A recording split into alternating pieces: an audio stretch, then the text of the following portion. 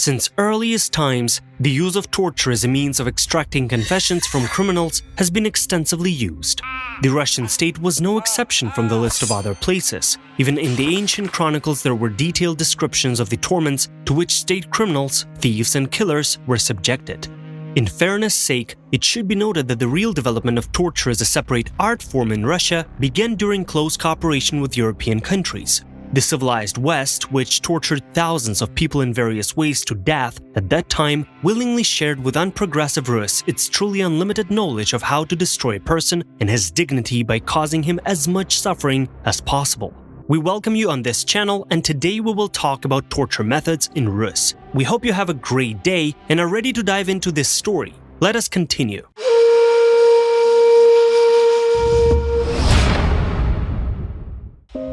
Historically in Russia, advanced innovations were accepted with interest, and their own practice of their application appeared.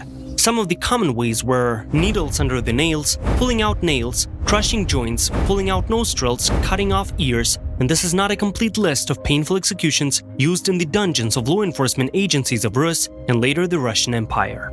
Of course, ancestors of the modern population of Russia were pretty far from the fierce Western Inquisition, but there are nevertheless a lot of documents confirming the conduct of brutal torture. Torture on the shelf. Probably one of the most widely used types of torture and at the same time one of the most painful and cruel was the rack or shelf option. The horrendous torture was as follows. The offender was leaned against a wooden block, in some variations fastened with leather belts, with a massive weight attached to his legs. Ropes were put in his hands, which were thrown over a horizontal beam located under the ceiling.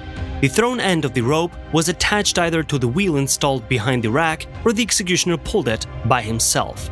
Furthermore, when the offender was fixed in this way, the executioner began to slowly turn the wheel. The body of the unfortunate was therefore subjected to extreme stretching, which provoked the twisting of the joints and even their tearing. It is pretty clear what inhuman pain a person must have experienced. The first mention of this type of torture on the territory of Russia was in the Chronicle of 1229, but the real peak of popularity the shelf torture got during the time of Ivan the Terrible.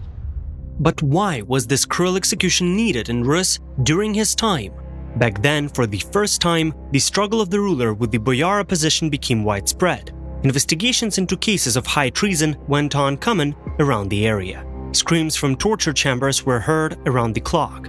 The production of instruments of torture, in particular the shelves, received the status of an official craft. There were masters for whom work on these products became permanent. They even received permission to recruit and train students for their future profession of crafting them.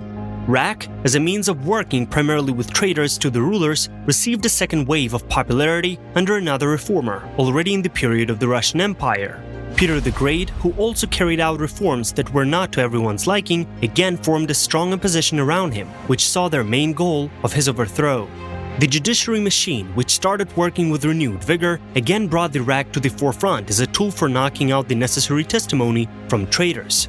By the way, over time, the torture was overgrown with additional torment. Even in the days of the Ivan the Terrible, suspended people were burned with a red-hot iron, beaten with whips and even skinned. With the application of these measures, the person already had very little chance of leaving the interrogation alive. Hanging by pins.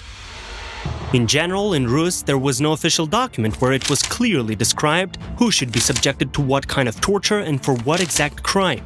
But there were unspoken traditions according to which certain criminals were subjected to well-defined torture, and this approach was thus more common.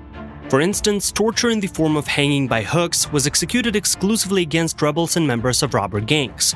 The principle of such a torture makes one terrified, based only on one description. Sharp hooks attached to chains drive a person under the ribs and leave him hanging in this way for some time. The sophistication of torture was that it almost always ended in the death of the subject due to a large loss of blood and damage to vital organs.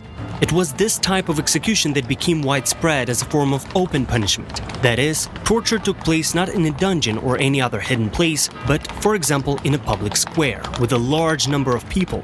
At the same time, an explanatory commentator, a tolmach, was at all times near the offender or traitor, who told all those present in detail why such a severe punishment was applied. Though there were types of torture in front of which even hooks seemed to be a model of humanism, Even more so, the following fact is quite worthy of noticing. Not even state criminals and traitors to the motherland were subjected to the most inhuman torture, but another category of people according to the then existing rules, namely pedophiles and rapists. The essence of torture is terrible even in the fact that it inevitably led to the death of the criminal. A man was hung upside down with his legs spread some distance, and then the executioners took a saw and sawed the body from groin to navel. Left hanging, the man had no chance of surviving, since blood loss was simply antagonistic with life. The very obscenity with which such a punishment was carried out speaks of the fearfulness and love with which children were treated in Rus and Russian Empire. In literally all countries and kingdoms of the world, criminals who were against the state were subjected to the most terrible punishments, and only in Russia among this list, against children and also extreme sexual deviations. Inventions of Ivan the Terrible.